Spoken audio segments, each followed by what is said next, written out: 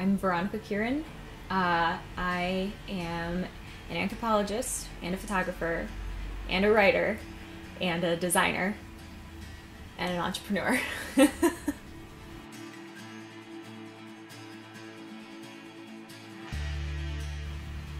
There's been stories that I haven't predicted to have come out as well. So I interviewed a gentleman who was in the Greek Navy when he was young. He was a naval officer for the Greek Navy. And they were by the coast of the United States, by Virginia. And he got a call from his father saying, "Don't come home.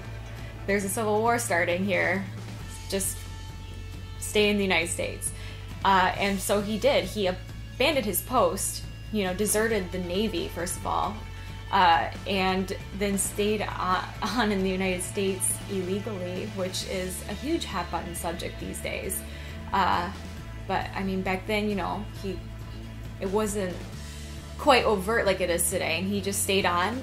He found a Greek Orthodox church, so he was able to find people that he could communicate with.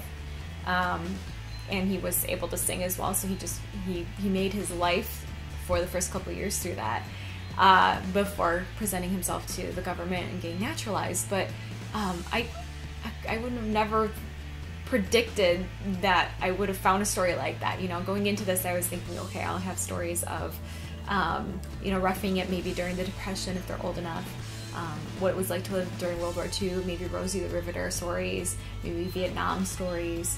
I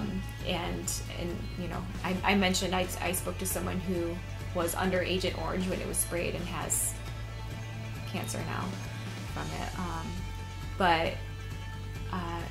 There's also stories like a Catholic monk who became Catholic because he had a crush on a girl in high school and loved it so much that he gave his life to the church as opposed to getting married, while she went off and got married and had 10 children. So there's these anecdotes that are coming out of the woodwork. So I don't have anything specific in mind anymore, just because I could not even predict the lives of these people. They're so fantastic.